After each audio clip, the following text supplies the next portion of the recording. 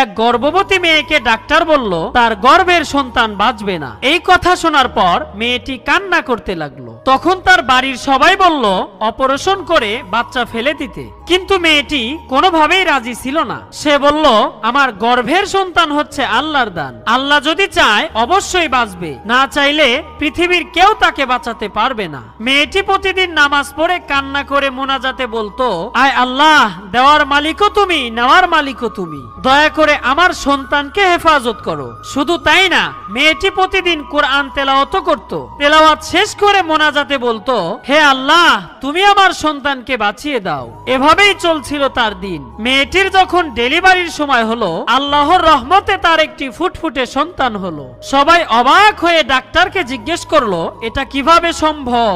Doctor বলল এটা একমাত্র মহান আল্লাহ তাআলার রহমত। প্রিয় বন্ধুরা, আল্লাহ চাইলে অসম্ভবকেও সম্ভব